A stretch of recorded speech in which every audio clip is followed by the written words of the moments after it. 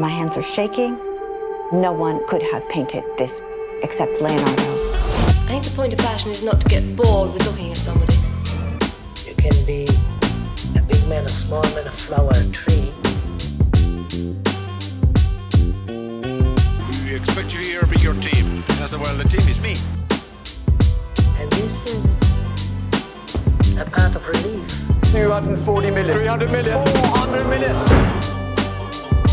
You can be the wind. You can be God.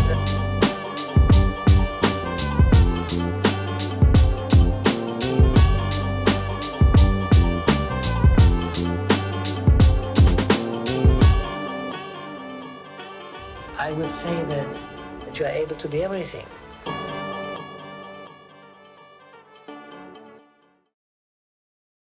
Please welcome Adi Arbel, the director of the film.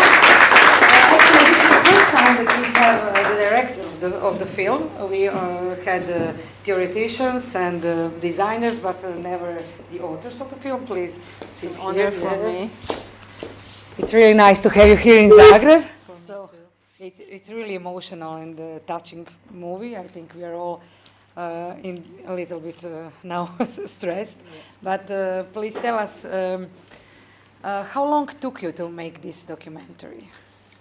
It took me 2 years, most of them in the editing room, as you know. In documentaries, you write a script in the editing room, and you keep on changing concepts there. The main goal is to create one story, one arc of protagonist, and it's a bit difficult. I had all kind of interviews with him. We shot the session with the translation for a few days. With all these materials, you have to make one story in order to keep you in the film, in the movie. And how you, yeah. How you started, how you choose the topic or the person, actually. David Grossman, very famous author, and he's also very famous here, and we saw the sequence from Sisak and also Goliotok. He's very connected, actually, with Croatian audience. Yeah, I know. Actually, he is known with his refusals. Always he refused to have a film, to have an interview. So it goes like this for the last 20 years or even more. But he accepted that we shot the translator session. He's the only writer in the world who does it. So he said it's okay if you come to shoot the translator session, but that's it. That is really unique. How did it happen? It's the third book, as he said, that he's doing it. This sentence about the death, the experience, the existence and non-existence. Yeah. What was hardest for you when you were shooting this documentary? Because it is really emotional because of the real story, and it's always heartbreaking when you think about it. David Grossman is a very preserved person, very discreet. It took me time to build trust, and documentaries like this happens in this dynamic and connection and relationship between the protagonist and the director. The outcome of it is what you see in the film. On the way back from Sisak and Goliotok, when we shot here, after a week of shooting, it was the first week we were together, actually. On the flight back, he told me, it's okay that you mention Uwe, my son, in the movie. This was the first time he accepted to do anything rather than the translation session. But when did you first meet, actually, David? How did you become friends or connected? I first met him for the movie, for the film. Okay, it was the first time? It was the first time. Yeah. Okay. And he told me at the very beginning, you can shot the translation session. That's it. Maybe I'll give you another. I asked him, maybe we need more. Maybe I'll give you another interview. We can talk about writing. That's it.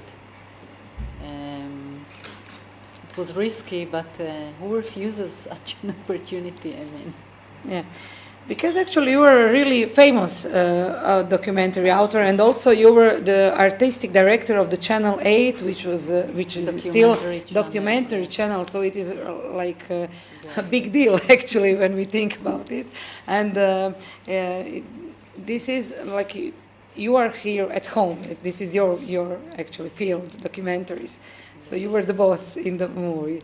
How was this? All this energy between you and all these situations, and who is in the crew? Who was there? Also producer and. Yeah, we have producer. We have a full crew. Tia here was our line producer when we shot here, so she worked with us too. I love my job. What can I tell you? Think what I heard, and I have many more hours with David Grossman. So it's. For me, it's a life-changing experience. I believe in documentaries as a director, you have to listen more than to ask or to talk. I prepare questions, but I always keep them in my bag and just listen. We have time in documentary, so I had lots of interviews with him. We visited the house. It took me some time to convince Michal Grossman, his wife, to participate in the film. It takes time to do documentaries. The other night we saw here a film that took 10 years to make. Yeah, and 15 for Richard Yeah. Le Plastriere. I can't remember. Me. Yeah, and Yes, this is so 2 years. It's not a long time. It's not a long time, but. But it was actually a unique experience with all these translators and all this traveling in Croatia. It's like a little bit, it's like funny moment in this moment, like strange moment. Yes, actually we shot like a week in Sisak. We all thought it will have a bigger part in the film. But that's how it happens with documentaries. They change along the way. People were expecting a personal movie about David Grossman. They wanted to know his life story. It wasn't easy to mix these things together in order to create one story. But that's the work. That's the magic in editing. Yeah, that's great. To create the film. But what do you think, what makes him so great? What is this unique or special in his personality? From your experience. Yeah. Maria phrased it nicely when she spoke before. I think he's a great writer. His books, people all over the world feel that it really. He managed to describe what they didn't know they even how to call it. I think that's the main thing, and it's very human. Extraordinary man, what can I say? People, usually audience, when they finish to see, they say, I'm going to read all his books, or they say, I'm going to write. I feel like great inspiration from him. Very modest man. Modest man. I think that's what touched people. Yeah.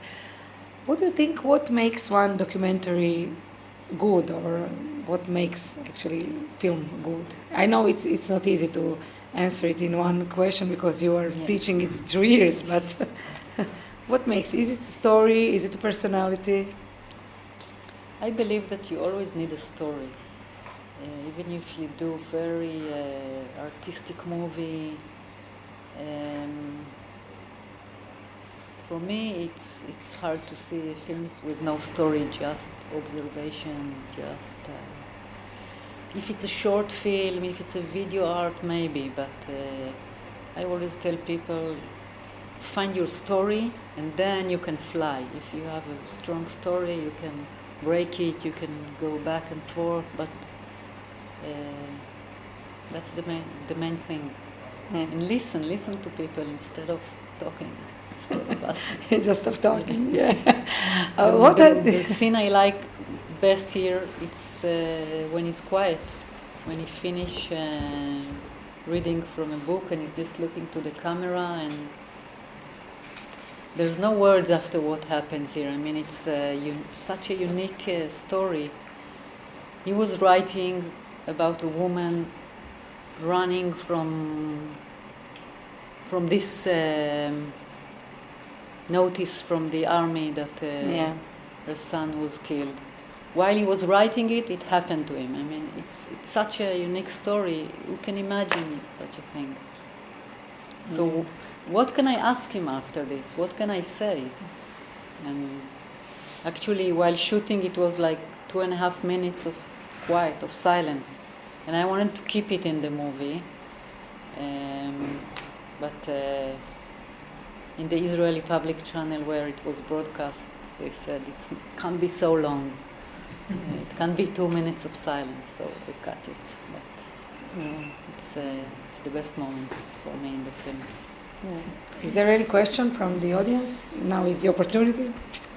I wish to thank you all for coming here tonight, and I wish to thank Tina Hayun for inviting me. Yeah, and Tia worked with us. It's really and all of them. But I would like to ask you about your other interests in documentaries, because I read that you made. I didn't see it. Awaken Israeli Women Talk Sexuality. It's very interesting. Maybe you can tell us something about this project also. It was just just a little bit louder. Okay. It's based on a book that was published in Israel called Erot, Awaken. It's monologues of women from all society, just close up speaking to the camera about sexuality. It was done before in the book, and we cast other women, but it's a very neat and clean film. Actually, it's a series of 5 chapters.